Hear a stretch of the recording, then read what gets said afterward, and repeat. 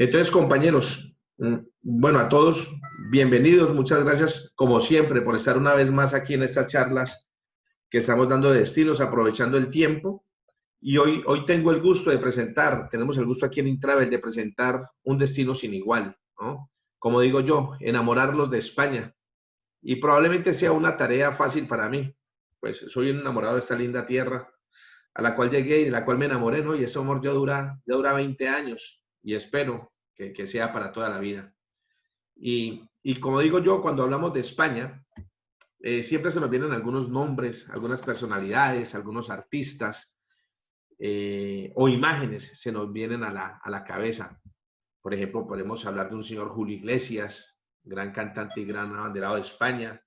Podríamos hablar también, por ejemplo, de otro señor importante en el tema de la música, como es Rafael, una Rocío Dúrcal, una Rocío Jurado, Alejandro Sanz, Camilo Sexto, Lola Flores, Plácido Domingo, el señor Joaquín Sabina, que siempre hace ese dúo espectacular con su gran amigo Joan Manuel Serrat. Aquellos más rockeros se acordarán de los Héroes del Silencio, ¿no? Y con Enrique Bunbury, ¿no? Y el tema deportivo, y también que ha sido una gran línea de negocio para nosotros, evidentemente como es el fútbol, siempre que hablamos de España podemos pensar en un Real Madrid, en un Fútbol Club Barcelona, el deporte, uno de los grandes exponentes del baloncesto a nivel mundial, como los hermanos Gasol, y aquí tenemos a Pau Gasol, o en el tenis a Rafael Nadal, Fernando Alonso, que vuelve a la Fórmula 1 y vuelve en ese equipo que lo vio 2 veces campeón del mundo, como es Renault, en el arte, en los grandes, el señor Salvador Dalí, el señor Pablo Picasso, o don Miguel de Cervantes Saavedra, ¿no? Y con esa gran obra, El Quijote de la Mancha, o también a este gran hombre catalán, el señor Antoni Gaudí, Santiago Calatrava, otro gran arquitecto. Y también se nos pueden venir a la mente cuando pensamos en aceitunas, ¿no? En ese aceite de oliva también. Pues pensamos en España o esa tierra de vinos, esos grandes vinos de La Rioja, de toda esta parte, inclusive hay muchas zonas de España donde el vino es un gran referente. Cuando pensamos en el jamoncito, que aquí mucho amigo viene y me dice, Alex, venga, vamos a comprar ese jamón sabroso, bueno, del cual siempre se ha destacado España, ese 5J o ese gran jamón, pues también nos acordamos de España. También cuando encontramos los toros, tierra de toros, tierra de grandes toreros. Y también cuando encontramos el arte del flamenco, las sevillanas. Entonces España es todo esto y evidente es muchísimo, pero muchísimo más. Y hay gran cantidad de cosas que evidentemente, o gran cantidad de personalidades que se nos quedan en el tintero, pero que poco a poco, cuando vamos paseándonos en este viaje virtual a través de las diferentes comunidades autónomas de España, podremos ir renombrando algunos de ellos. Tengamos en cuenta que España es un país que tiene una población de 47 millones de habitantes. El tipo de gobierno que hay en España es una monarquía parlamentaria y hay un Estado unitario, una monarquía constitucional. En este momento, el jefe de Estado es el rey Felipe VI y es rey junto con su esposa Leticia. Y aquí vemos a las dos infantas. Una de ellas es la princesa de Asturias. España pertenece a la Comunidad Económica Europea, por ello su moneda es el euro. El partido de gobierno es un partido ahora, el gobierno está en coalición, pero el líder de esa coalición es el Partido Socialista Obrero Español, el PSOE. Está haciendo coalición con otras fuerzas políticas, una de ellas como Podemos, ¿no?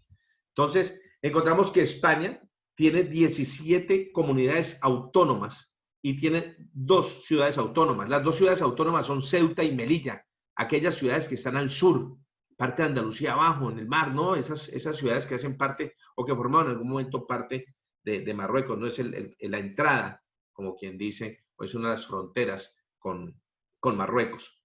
Entonces, nosotros desde Intravel y con la nueva conjugación, como decimos, del destino, de la forma de viajar, a la cual hemos llamado los Fly and Drive asistidos y con respaldo, tendremos entonces la posibilidad de adecuarnos con producto de cara a la nueva forma de viajar que quieran los clientes, haciéndonos evidentemente planteamientos de recorrido, el tiempo con el que cuentan, el presupuesto y aquellos sitios de interés. Muy seguramente tendremos clientes que desean viajar de manera segura, cómoda y económica. Pero de todas maneras, los viajes que ofreceremos en Intravel reunirán esas características, como no puede ser de otro modo, donde vamos a brindar seguridad, comodidad y economía. Recordar que el tridente de nuestra compañía lo conforman el precio, la calidad y el respaldo. Pero el día de hoy nos vamos a centrar, vamos a saber qué es esta tipología de viajes que queremos seguir de alguna manera ofertando a los clientes, seguir ofreciéndoles esta posibilidad de viajar de una manera privada, por decirlo de alguna forma, y no obstante seguiremos con aquellos clientes que por presupuesto quieran viajar en forma grupal. Entonces, hoy nos vamos a centrar en 3 comunidades autónomas, que son el País Vasco, Cantabria y Asturias, Principado de Asturias.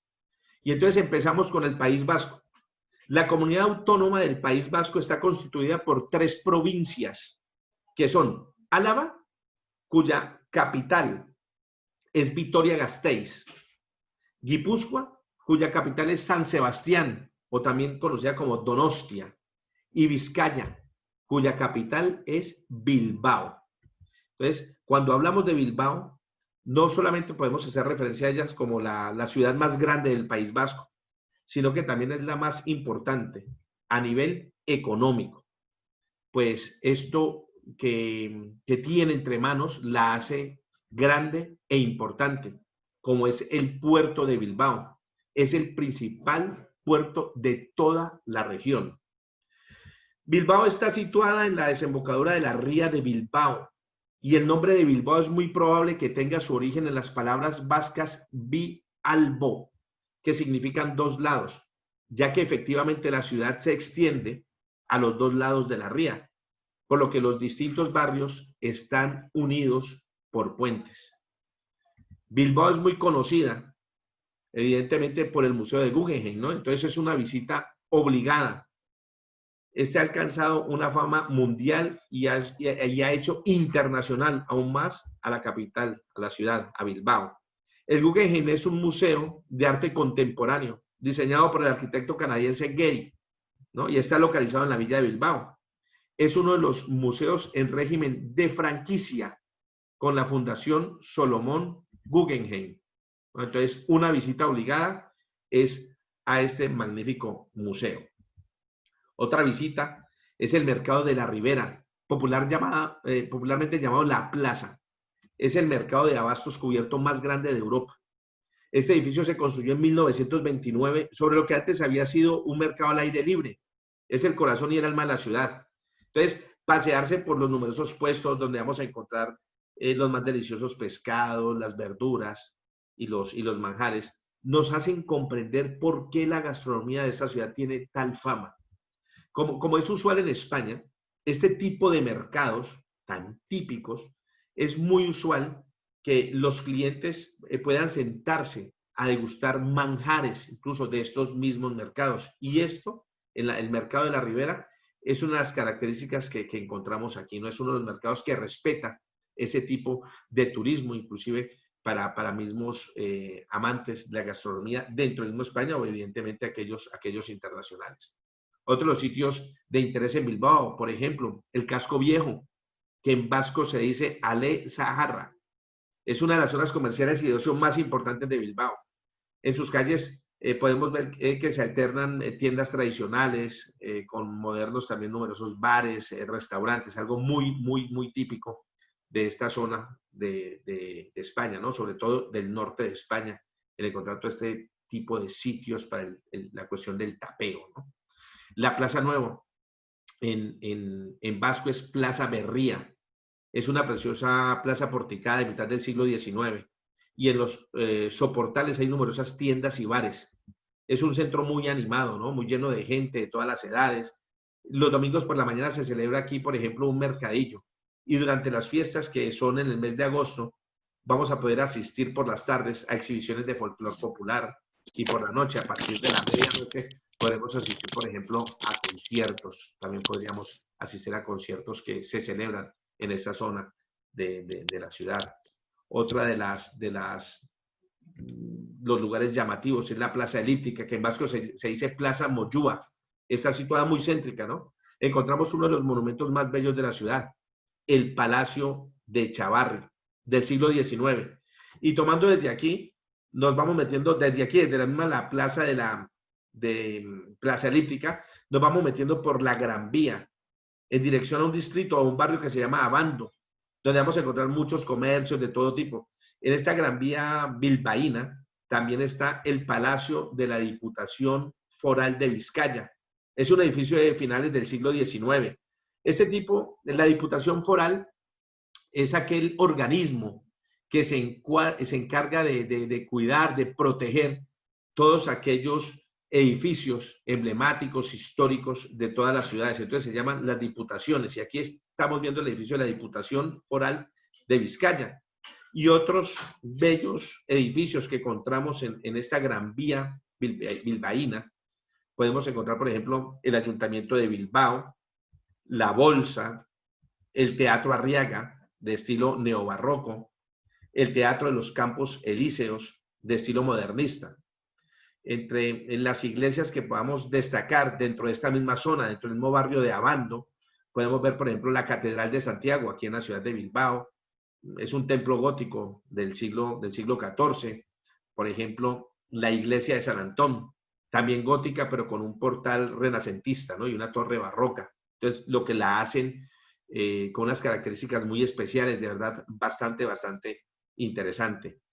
Para el tema religioso, acuérdense que alguna vez hablábamos en alguna presentación de santuarios marianos, hablábamos que allá en el año 2003, una de las últimas visitas que hizo Juan Pablo II a España, decía que es Ciudad de María, ¿no? Entonces, siempre vamos a encontrar lugares de interés religioso y no va a ser de menos. Y aquí vamos a encontrar, por ejemplo, el santuario de Nuestra Señora de Begoña, que es una basílica del siglo XVI. También podemos encontrar la iglesia de San Nicolás, con un estilo barroco. Entonces vamos a encontrar muchos edificios de muchísimo interés, con muchísima historia en esta parte de España, concretamente en Bilbao. Y muy cerca de Bilbao, yo lo tomo, es Portugalete, ¿no? Yo lo tomo como un barrio más. Aquellos que conozcan, por ejemplo, Madrid, que es de pronto una de las ciudades más conocidas, más visitadas, sabemos que tiene barrios que están muy conectados, por ejemplo, Villaverde Alto, Villaverde Bajo, Getafe, Las Margaritas, son barrios, son distritos que son independientes, pero que pertenecen a la Comunidad de Madrid. Pues aquí está cerca de Bilbao, Portugalete, yo lo tomo como un barrio. Entonces aquí es donde se encuentra el puente colgante de Vizcaya. Es el más antiguo funicular que todavía funciona del mundo. Y este singular puente fue diseñado por el arquitecto Alberto de Palacio. ¿Y quién fue ese hombre? Pues este hombre fue un discípulo de Gustavo Eiffel, ¿no? Esta llamativa estructura de acero es de la época de la Revolución Industrial y ha sido declarada por la UNESCO Bien Patrimonio de la Humanidad, arquitectura contemporánea. También podremos encontrar en Bilbao las torres Isozaki. En vasco se dice, evidentemente, Isozaki Atea, ¿no? Son dos torres gemelas de unos 83, 84 metros de altura, que tienen 23 plantas, 23 pisos, y forman parte de un complejo de 7 edificios que fueron diseñados por el arquitecto japonés Arata Isozaki.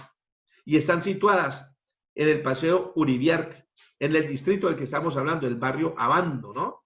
Entonces, a través de una pasarela, están unidas con el puente de Subizurri, que en vasco significa Puente Blanco.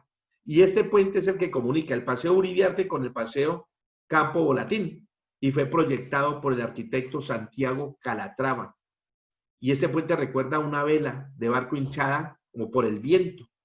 Entonces, el suelo de este puente es de cristal, por lo que es muy resbaloso cuando llueve y alguna buena caída se ha pegado a algún transeúnte por allí, ¿no? Entonces, cogió mucha fama, hubo muchas noticias con respecto a este puente por esa particularidad, ¿no? Que evidentemente a veces la hace una obra complicada.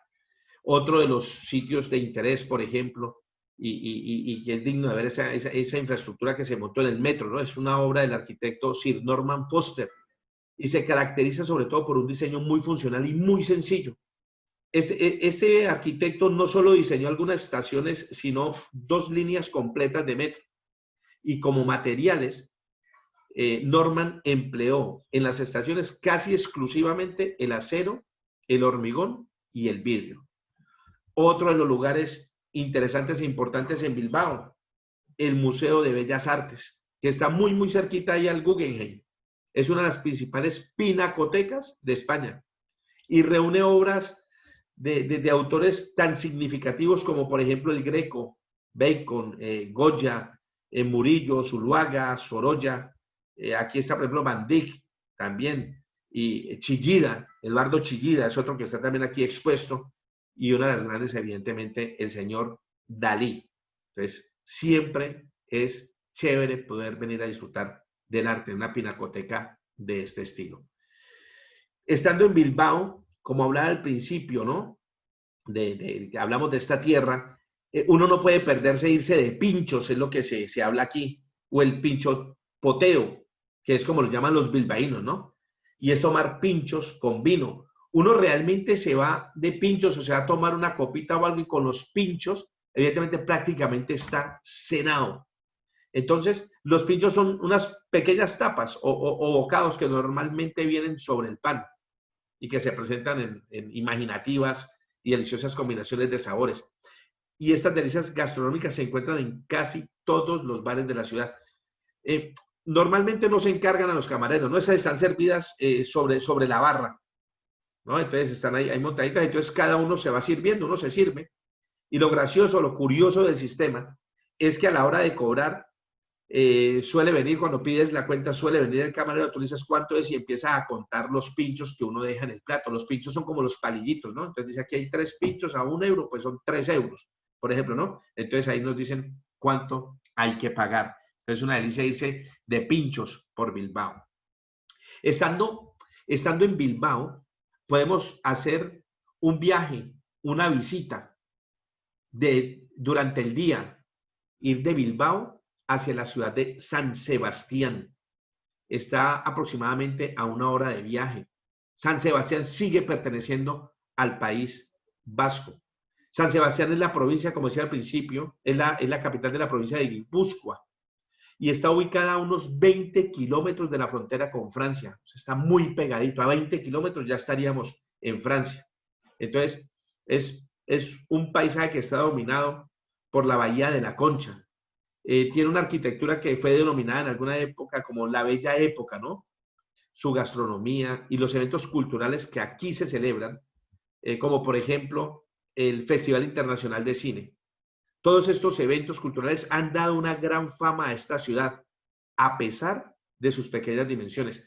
Y esta fama ya le viene desde antes, de antiguo. Por ejemplo, comenzando tras la muerte del rey Alfonso XII, allá en el año 1885, cuando su viuda, la reina regente María Cristina, traslada durante todos los veranos, se trasladaba la corte completa a San Sebastián. Para ello se construyó, por ejemplo, el Palacio de Miramar como residencia de veraneo de la familia real. Este Palacio de Miramar hoy en día se utiliza para realizar grandes eventos, grandes bodas. Por ejemplo, si tenemos algún evento importante con muchísima relevancia, podemos hacerlo en cualquiera de los salones. Es sencillamente espectacular. Aquí, por ejemplo, nosotros hemos tenido albergado el lanzamiento de la Nissan Qashqai, de la cual podré compartir fotografías y vídeos con ustedes para que vean todo lo que pudimos montar aquí. Aquí hicimos el lanzamiento del coche, el lanzamiento y la develación del coche del Nissan Qashqai, ¿no? Entonces podemos organizar cualquier evento aquí. Y tener en cuenta que para eso se construyó como residencia veraniega de la familia real, ¿no? Entonces, ante tan ilustre veraneante que era la familia real, esto atrajo a otros notables de la época, ¿no? Y esto junto con la construcción del casino en 1887 hizo que San Sebastián se convirtiera en un exclusivo lugar de veraneo, tanto para nobles como para millonarios, a finales del siglo XIX. En 1914, con el inicio de la Primera Guerra Mundial, San Sebastián se convierte en la ciudad más cosmopolita de Europa. En su casino se dan cita grandes, pero grandísimos personajes a nivel mundial, ¿no? Entonces, es una ciudad que evidentemente tuvo todo ese encuentro y esa grandeza, esa nobleza. Aquí se harán cita personajes muy célebres de esa época. Junto a la playa de Ondarreta y siguiendo por la playa hasta el final del paseo que bordea la bahía, se llega al Peine del Viento. Es un conjunto escultórico elaborado por Eduardo Chillida. Entonces, en el centro de la ciudad, denominada el área, encontramos aquí el Peine del Viento. Es una obra. Este Eduardo Chillida era alguien que se iba buscando lugares donde poner todas sus obras. Y evidentemente algunas veces se encontraba con lugares al estar en las costas europeas que no podrían o no le autorizaban para que los utilizase por temas militares, por temas de seguridad.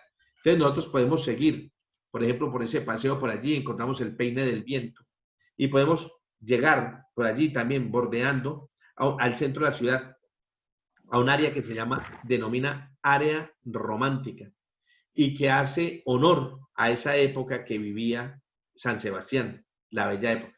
Y vamos a encontrar calles peatonales junto al río, vamos a dar un paseo por esta zona, por numerosos monumentos, como por ejemplo la Diputación Foral de Guipúzcoa, es un edificio que está inspirado en la Ópera de París. También encontramos la Catedral del Buen Pastor, encontramos el edificio de Correos, el Centro Cultural Koldo Mitxelena, lo encontramos allí en esta zona del área romántica, ¿no? Y en la parte vieja están los monumentos más antiguos, como por ejemplo el Museo de San Telmo y la Iglesia de Santa María. Entonces decimos que San Sebastián es una ciudad que no deja indiferente a nadie y entenderemos a los visitantes que han y que siguen siendo atraídos por esta ciudad el porqué de ello, ¿no? Entonces nos podríamos dar un banquete en cualquiera de sus restaurantes con estrellas Michelin. Tengamos en cuenta que San Sebastián es una de las ciudades del mundo que más estrellas Michelin tiene, ¿no? Por el tema de habitantes, ¿no? Por número de habitantes. Eso sí, antes de ir allí deberíamos hacer la reserva y tengamos en cuenta que reservar en un restaurante de estrellas Michelin nos puede llevar, inclusive estamos mirando unas reservas para el año 2021 de unos americanos y había un restaurante que tiene lista de espera hasta de 1 año y medio, con lo cual bastante complicado. Cuando hablamos de turismo, evidentemente de sitios a visitar, tendríamos que hablar, y es obligatorio prácticamente hablar de la gastronomía, y vamos a hablar de la gastronomía vasca, y vamos a hablar, por ejemplo, de unos cinco platos, como digo yo. Entonces, por ejemplo, aquí encontramos el bacalao al pilpil, ¿no? Se pone aceite en una cazuela de barro y se fríen los ajos laminaditos con una guindilla troceada, y a continuación, en el mismo aceite se fríen los trozos de bacalao desalados, siempre con la piel hacia arriba, porque hacia abajo se nos va a pegar al sartén, ¿no? A la cazuela de barro. Y por último, vamos ligando como esos jugos de bacalao y en su propio aceite se elabora esa salsa de pilpil. Entonces, es un plato muy típico de la gastronomía vasca. Otro plato, las cocochas de merluza en salsa verde. Oiga, tengamos en cuenta que cuando nosotros mandamos a un cliente al norte de España, que vaya preparado a engordarse unos 5 o 6 kilitos en un viaje por lo menos de 8 días, porque aquí se come fantástico. Entonces, estas cocochas se preparan de varias maneras, ¿no? También al pilpil, a la plancha, rebozadas o a la parrilla, o en lo que decíamos en la salsa verde. También encontramos las angulas a la bilbaína. Igual también se hacen, es un plato muy típico vasco, sobre todo bilbaíno, y es una preparación muy fácil. La forma más habitual de prepararlas es con aceite de oliva extra virgen, ¿no? Y el ajo troceado con láminas y con guindilla, igual cuando estamos haciendo, por ejemplo, el bacalao al pilpil, y también se hace en una cazuela de barro, ¿no? Y el postre, no nos podemos ir sin un postre. Entonces, aquí uno de los postres más típicos son los canutillos de Bilbao, ¿no? Es un clásico que tenemos que probar y se trata de una masa de hojaldre y está enrollada, y entonces aquí la variedad es en el relleno, ¿no? O se rellena con crema pastelera y adornada con azúcar de glas. En algunos restaurantes las acompañan con natilla líquida o con chocolate, una delicia. Aquí los que han probado, por ejemplo, el chocolate con churros es algo muy similar cuando lo preparan así. Entonces, ya regresamos a Bilbao, nuevamente después de haber estado en San Sebastián. Y de Bilbao ya podríamos salir a la parte de Santander. Entonces, ahora ya pasamos de una comunidad a otra. Pasamos del País Vasco y vamos a ir a Santander. Bilbao, País Vasco, Santander, Cantabria. Y vamos a llegar a Santander más o menos en una hora. Entonces, Santander es la capital de Cantabria. Disfruta de un emplazamiento sin igual. Ahí vamos a encontrar donde se conjugan el mar y la montaña, cerca de una profunda bahía donde está situado su puerto. Y el centro de Santander es moderno. Ojo, tened en cuenta que es moderno porque se reedificó por completo el centro de Santander porque hubo un pavoroso incendio que la arrasó totalmente el centro de Santander allá en el año 1941.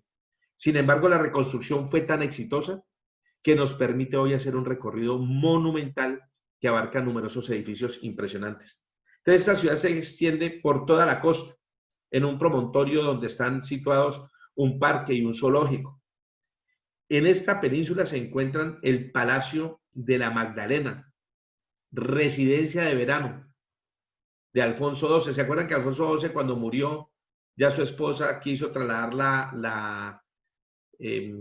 trasladarse con toda su corte a San Sebastián? Pues en 1912, Alfonso XII tenía como lugar de veraneo Santander y por eso estaba construido el Palacio de la Magdalena. Y hoy es sede de la Universidad Internacional Menéndez Pelayo. También podremos disfrutar, evidentemente, de la playa del Sardinero, que es un elegante centro de veraneo desde principios del siglo XX. Su lugar tiene una playa larguísima de arena, se encuentra junto a elegantes cafeterías, hay un majestuoso casino, recordemos, ¿no? Que donde hay nobleza y millonarios hay juegos. Entonces, aquí encontraremos también el majestuoso casino. En los meses de julio y de agosto, la playa del Sardinero es escenario de un importante festival de teatro y de música. Entonces, aquí pasó lo mismo que en San Sebastián. El hecho de que la familia real escogiese Santander como un lugar de veraneo durante 17 años consecutivos atrajo a principios del siglo un turismo de lujo que proporcionó a Santander que adquiriese la elegante fisionomía que aún disfruta el día de hoy. Entonces, ya vemos que eso le proporcionó a Santander una gran infraestructura hotelera. Además, por ejemplo, del Real Club de Tenis, el Gran Casino, del que hablamos del Sardinero, el Hipódromo de Bellavista. Eran lugares de encuentro frecuentados tanto por las clases más altas como por la recién acaudalada burguesía. Entonces comenzamos nuestro paseo, por ejemplo, en los jardines de Pereda, poblados de magnolios, palmeras y monumentos dedicados a personalidades ilustres de Cantabria. Y al atravesar estos bellos jardines, vamos a llegar al Banco Santander, uno de los edificios más emblemáticos de la ciudad. Avanzando apenas a unos pasos, encontramos la Plaza de Pombo, que está rodeada de bellos edificios como el Real Club de Regatas. Pasando por la iglesia neobarroca de Santa Lucía, nos vamos a acercar hasta el edificio de Banesto, construido en 1902, que destaca por una profusión ornamental muy, pero muy, muy importante. Ya estando por allí cerca de la zona, la calle de Hernán Cortés nos va a llevar hasta una plaza, hasta la plaza porticada, ¿no? Es todo un símbolo de la ciudad y centro de reunión durante todo el año. Y nos vamos a acercar al mar y vamos a encontrar el edificio de correos y telégrafos, bello edificio de estilo cántabro, y justo al lado, el neoclásico Banco de España, frente al grupo escultórico que está conmemorando la reconstrucción de la ciudad tras el incendio de 1941. También podremos visitar, por ejemplo, la Catedral de Santander, que es una catedral de estilo gótico y fue totalmente reconstruida tras el incendio, aunque aún conserva en estado original la cripta, que es data del siglo XII, y justo al lado se encuentra la iglesia de los jesuitas, de arquitectura impactante. Y hoy en día es sede del obispado. Encontramos también en Santander el Museo de la Prehistoria y la Arqueología. Aquí se exponen hallazgos prehistóricos encontrados en numerosas cuevas cántabras. Aquí también vamos a disfrutar de ese tema de las cuevas en toda esta región, en esta parte norte de España. Y aquí hay hallazgos de la época romana, por ejemplo, como monedas, cerámicas, figurillas. Digno y de verdad apasionante el poder disfrutar de esto. También podremos disfrutar del Museo Marítimo, que reúne esqueletos de ballenas y de más o menos unas 350 especies de peces autóctonos del mar Cantábrico. Y ahora ya vamos a salir de Santander. Ya nos vamos de Santander. Entonces, vamos a hablar de platos típicos muy rápido para no hablar de ellos, pero entonces, por ejemplo, hablamos del cocido montañés, ¿no? Es un plato elaborado con alubia blanca y berza. La alubia es como la judía, ¿no? Como el frijol, que lo llamamos en Colombia, por ejemplo, el frijol, ¿no? Y los frijoles en México, ¿no? Son sus ingredientes principales. Está acompañado de chorizo, patata, costilla, tocino, morcilla, ¿no? Suele comerse como un plato único, ya que tiene un importante aporte calórico. Las rabas. El nombre de rabas, las rabas aquí recibe el nombre de rabas, ¿no? Pero son calamares, ¿no? Calamares fritos o a la romana. El solomillo de Tudanca. La ganadería cántabra goza de una tradición difícil de superar en España, ¿no? De hecho, la feria ganadera más importante del país se celebra en Torrelavega, una popular ciudad cántabra, ¿no? Solomillo de Tudanga es una carne de raza bovina española autóctona de esta comunidad. También podemos encontrar, por ejemplo, las sardinas a la santanderiana, ¿no? Es un pescado azul, rico en omega 3. Ahora toda esta gente que le gusta todo el omega y toda esta vaina, pues, y aquí tenemos ese pescado azul. Siempre ha sido uno de los platos por excelencia de la cocina marinera cántabra, las sardinas a la santanderina. Y como postre, yo tengo siempre con postre con una quesada pasiega. Es un postre que está compuesto de mantequilla, azúcar, huevos, tiene leche de vaca, ¿no? La leche cuajada y harina de trigo. Entonces es un gran manjar, un gran postre. Entonces, desde Santander podríamos tomar una ruta, por ejemplo, hasta la ciudad de Oviedo. Pero entonces, antes de llegar a Oviedo, podríamos visitar tres poblaciones magníficas, como Santillana de Mar, como Comillas y como Ribadesella, ¿no? Ribadesella. Santillana de Mar y Comillas son poblaciones que aún pertenecen a Cantabria. Entonces, vamos a hablar de Santillana del Mar. Y a modo de risa se dice, ¿no? Que es el pueblo de las tres mentiras, porque ni es santa, ni es llano, ni tiene mar. Y lo cierto es que, aunque es su municipio sí da al mar, la localidad está situada tierra adentro. Entonces, Santillana de Mar se considera una de las más bellas ciudades de España. Su conjunto de casas de piedras construidas entre los siglos XV y XVII se conserva prácticamente intacto. Es un pueblo magnífico, es una población divina, es brutal. Esta ciudad creció en torno a un monasterio románico en el siglo XII, que se llama La Colegiata, que fue durante siglos un importante centro de peregrinaje. En este imponente edificio encontramos, por ejemplo, importantes obras de arte, como la Puerta Labrada del lado sur, o un bellísimo claustro, ¿no? Un retablo pintado en el siglo XVII. La Plaza Mayor, miren, es que es precioso. Esta nos transporta a otra época, con sus hermosos edificios de piedra. Uno de ellos hoy en día es un parador de turismo. Tengamos en cuenta que en España existen los paradores, y los paradores son lugares, para que lo entendamos más rápido y más fácil, son como hoteles. Bueno, de hecho, son hoteles, son denominados paradores porque están en edificios históricos. Entonces, aquí encontramos en la Plaza Mayor uno de esos edificios de piedra que hoy en día es un parador de turismo. En España se llaman paradores y en Portugal se llaman posadas, pero aquí son los paradores. También encontramos en esta población el Museo Diocesano. Se aloja en el antiguo convento de Regina de Coeli, situado al este de la ciudad, ahí al ladito. de la plaza y tiene una magnífica colección de obras de arte religioso. Y muy cerca de Santillana se encuentra la famosa Cueva de Altamira, donde podemos visitar uno de los conjuntos prehistóricos más importantes del mundo, las cuevas de Altamira. Entonces ya terminamos Ribadesella, y nos vamos hacia Comillas. Y aún seguimos en Cantabria. Y son unos 25 minutos. Por eso digo que ese viaje de Santander hasta Oviedo no nos podemos permitir el perdernos dentro de ese recorrido de estas poblaciones. Y aquí en Comillas encontramos el Palacio Sobrellano, también conocido como el Palacio del Marqués de Comillas. Un marqués o el Marqués de Comillas. Está situado en esta población y fue obra del arquitecto catalán Joan Martorell, quien lo construyó por encargo de ese Marqués de Comillas, Antonio López y López.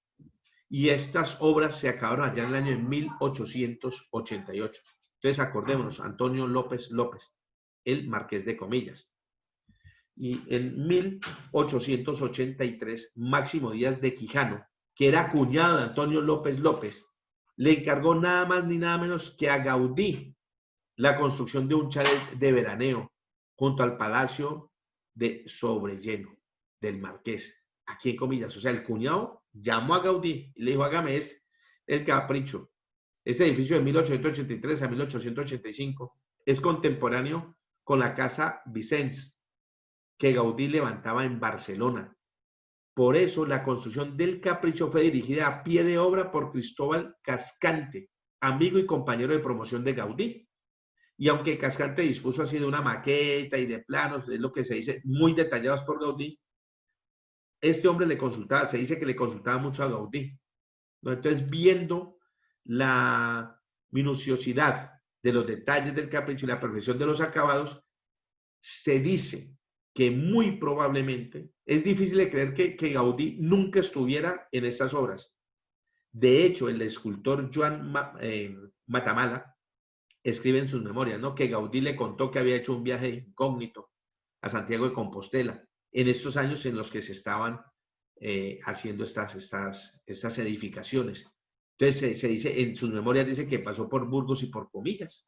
Entonces es de verdad, es deleitar la vista el ver una obra. Tener en cuenta que Gaudí únicamente hizo 3 obras fuera de Cataluña y esta es una de ellas.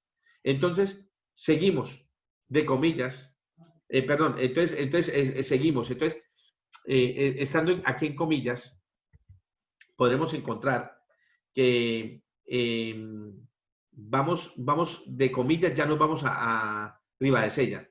Queda a unos 50 minutos.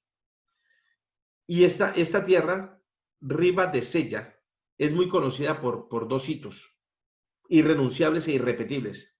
Por ser el enclave donde se encuentra la prehistórica cueva de Tito Bustillo, declarada por la UNESCO Patrimonio de la Humanidad, por la importancia de las pinturas, los grabados y otras manifestaciones de arte rupestre que se encontraron allí. Además, a 250 metros de la entrada de esta cueva se encuentra el Centro de Arte Rupestre Tito Bustillo, con una exposición permanente sobre el valiosísimo conjunto artístico que tiene, ¿no? Tener en cuenta que Tito Bustillo recibe este nombre no porque haya sido Tito Bustillo quien haya liderado todo lo que se encontró aquí, toda la búsqueda, no, sino que su hermana hacía parte del grupo que estaba adentrándose dentro de esta cueva y que hizo el descubrimiento de este arte rupestre.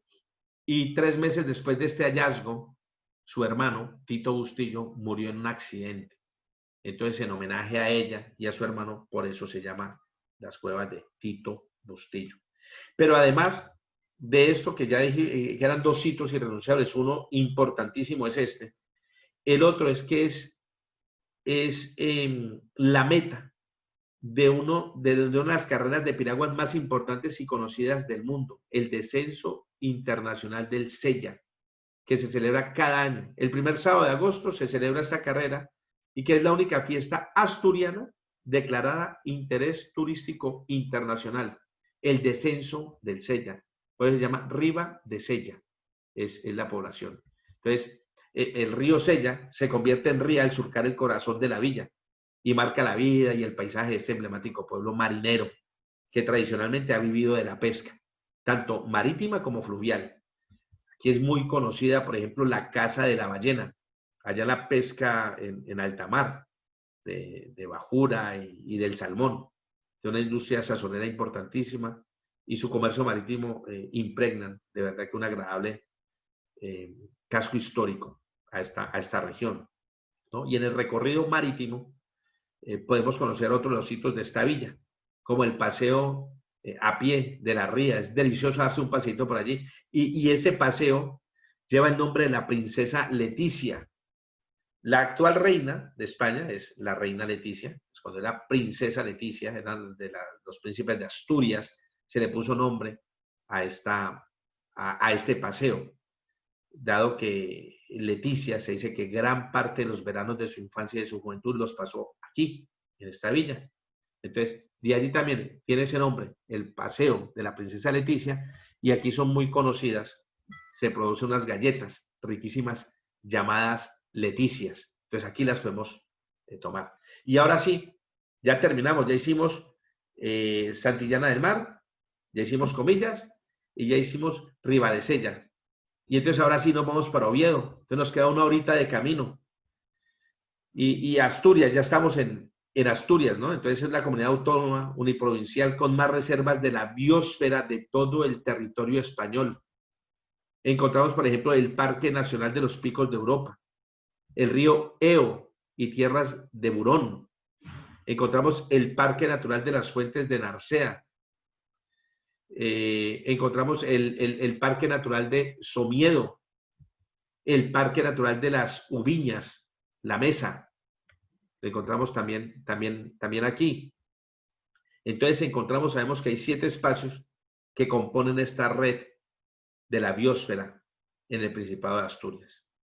Entonces ya estando en Oviedo, encontramos, por ejemplo, la catedral, la iglesia basílica de Oviedo.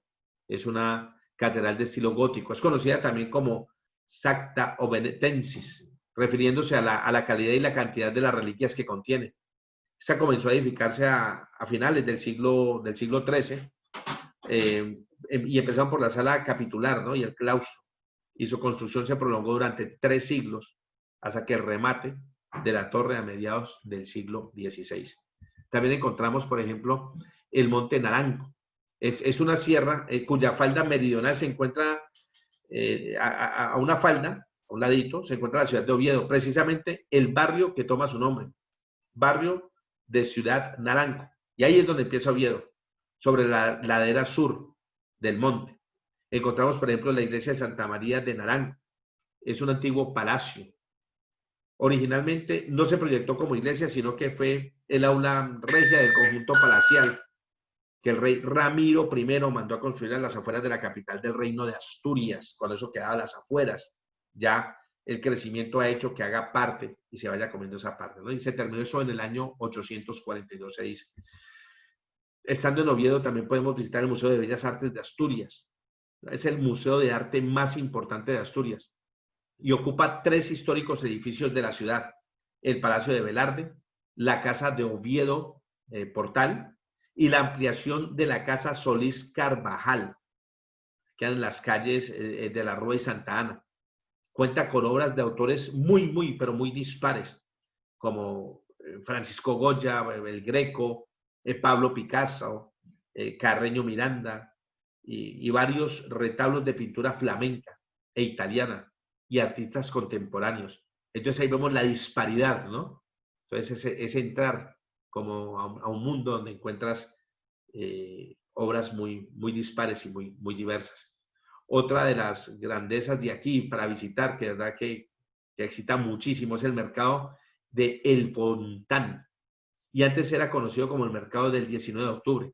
Es la principal plaza cubierta de la ciudad asturiana, de aquí, de Oviedo. Se sitúa adosado a la iglesia, pero adosadito, pegado a la iglesia de San Isidoro. Encontramos, por ejemplo, aquí también el complejo deportivo de Fernando Alonso. Es un proyecto deportivo dedicado al fomento del automovilismo, cuando este hombre empezó a correr en la Fórmula 1.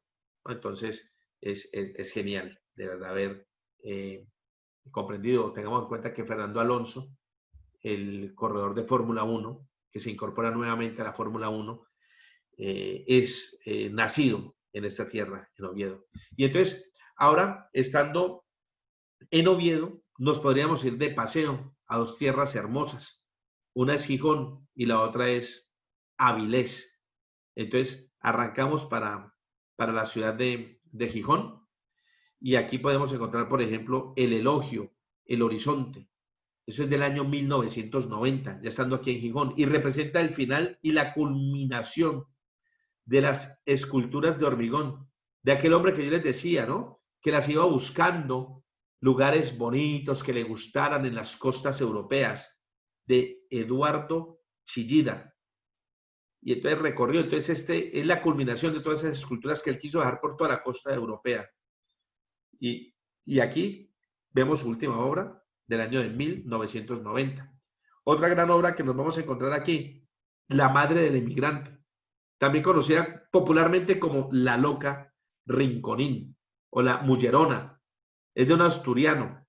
Y esta escultura es de Ramón Muriedas y está en el Paseo Marítimo de Gijón y es en homenaje a toda la emigración asturiana por el mundo. Es como una madre despidiendo a su hijo, ¿no? Que emigra, que tiene que ser de estas tierras.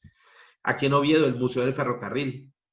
La estación fue durante más de un siglo el principal acceso ferroviario de Gijón y hoy en día es el Museo del Ferrocarril.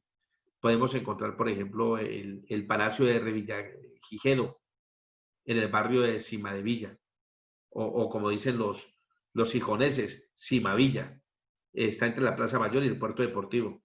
Y aquí te encuentras con un majestuoso edificio, y que es este, que está mirando hacia la estatua de Don Pelayo. Y desde ese año se ha convertido en centro cultural y de exposiciones. Y también aquí es posible asistir a cursos y encuentros de música, intercambios y tal. Entonces es un sitio bastante interesante. También aquí encontramos la playa de San Lorenzo, que está situado en pleno centro de Gijón, con una longitud más o menos de unos 1.500 metros, 1,5 kilómetros de playa, y tiene una forma de concha. Es una de las playas más emblemáticas del Principado de Asturias. Se prolonga desde lo que ellos denominan la escalera cero, situada detrás de la iglesia de San Pedro, hasta la escalera número 16, que es donde va a desembocar el río Piles. Y también encontramos la laboral ciudad de la cultura. Este sitio fue concebido en principio como orfanato minero y fue transformado así en el tiempo de su construcción en una universidad laboral y estuvo construida según los ideales de la arquitectura clasista. El centro de esta ciudad, de la ciudad laboral, como está denominada, sería la Gran Plaza Central.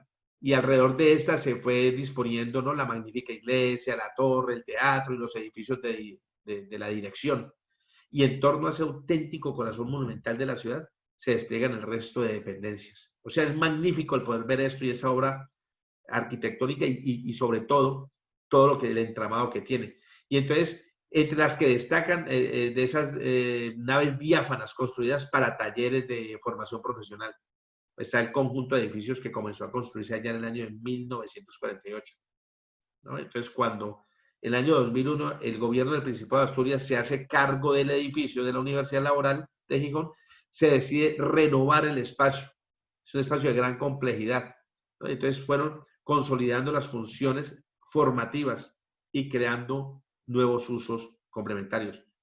Se consigue entonces sobreponer la ciudad ideal, por ejemplo, de Moya, una idea de una ciudad nueva, un centro de producción cultural, creativa del siglo XXI, con espacios para aprender, enseñar y para ver, oír y consumir productos culturales. Ojo, esto está muy dependiente a la actual reina Leticia y sobre todo, evidentemente, a la princesa de Asturias. Entonces, hacemos esta visita a la ciudad de Gijón, donde ya estuvimos aquí, pasándola bien, disfrutando de todos estos sitios, y continuamos hacia la ciudad de Avilés. Entonces, Avilés, podemos encontrar, por ejemplo, el Centro Cultural de Niemeyer. Pues como podemos ver, ese es un edificio muy, muy moderno. Es la principal obra en Europa del prestigioso arquitecto brasileño Oscar Niemeyer y es el ícono del cambio urbanístico que ha vivido Avilés en las últimas décadas. El Centro Cultural. Este Centro Cultural se terminó de construir en el año 2011 y los edificios principales son la Gran Torre, donde se ubican, allí hay un bar y hay un restaurante y hay un gran auditorio. Este auditorio tiene una capacidad para más de 1000 personas y alberga pues una programación de actuaciones de destacados artistas de renombre nacional e internacional. Perdón. También encontramos, por ejemplo, la Plaza de España. Es un gran recinto presidido por el edificio del Ayuntamiento de Avilés de finales del siglo XVII y enfrente encontramos el Palacio de Ferrera del mismo siglo, ¿no? Que ahora es sede de un hotel que se llama el NH Palacio de Ferrera. Es un edificio histórico y se sitúa ahí, en un gran parque, que en su día fueron los jardines de Palacio. Entonces es magnífico. También encontramos la iglesia de San Nicolás de Bari, saliendo de allí, de la Plaza de España, por una calle que se llama San Francisco, sobre el lado noreste, junto al Palacio de Ferrara, ahí al NH. Ahí vamos a ver una gran arboleda. Y detrás de ella se abre la portada de la iglesia de San Nicolás de Bari, la cual fue construida por los franciscanos en el siglo XIII. También encontramos, por ejemplo, el palacio del Marqués de Camposagrado, ¿no? En la cercana plaza del Camposagrado. Hacia el norte de la plaza encontramos el edificio con una imponente fachada de estilo barroco asturiano de finales del siglo XVII. Es más sobrio, mucho más sobrio de lo habitual. Y es el Palacio del Marqués de Camposagrado. Es un antiguo edificio defensivo, ¿no? Con dos grandes torres laterales, si la vemos, entonces tema de defensa. Entonces vamos al tema de los platos típicos de la gastronomía asturiana. Encontramos la muy reconocidísima fabada asturiana, que esto a mí me encanta, y es sin lugar a dudas uno de los platos más típicos que podemos encontrarnos en esta gastronomía ovetense, ¿no? La famosa fabada asturiana. Se trata de un cocido, como el cocido madrileño, pues está compuesto por faves, que son las alubias blancas, las judías, cerdo, morcilla y chorizo.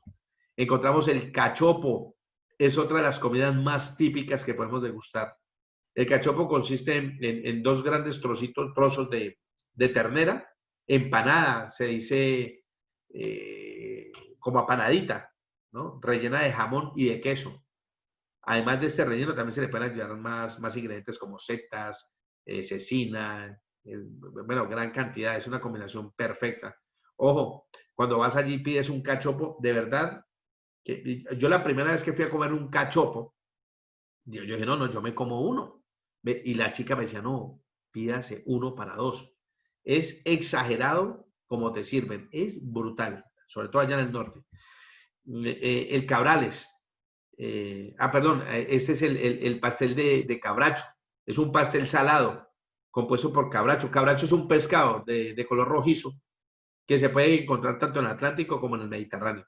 Y la textura es muy parecida a la de un puré o un paté y es muy ligero para comerlo. Se suele acompañar con mayonesa o con algún otro tipo de salsa. El cabrales es un tipo de queso azul hecho a partir de leche cruda o de vaca o de cabra o de oveja y requiere una elaboración algo muy, muy compleja y siempre artesanal. De hecho, el proceso de maduración se hace en las cuevas de los picos de Europa. Es un queso brutal, es un sabor, de verdad te transporta ese sabor. Y yo siempre termino el tema de la gastronomía, lo estoy terminando con los postres. Y aquí se trata, este postre se llama carballones y se trata de un hojaldre, ¿no? Está hecho de 3 pliegues, relleno de una mezcla de almendras, azúcar, huevo, tiene vino, almíbar. Este postre surgió cuando hubo un repostero, ¿no? Que se le encargó hacer un pastel que representara a Oviedo en una feria internacional de muestras de Gijón, allá en el año 1948, y al hombre se le ocurrió hacer este postre, y ese postre se volvió famoso y se volvió un postre regional.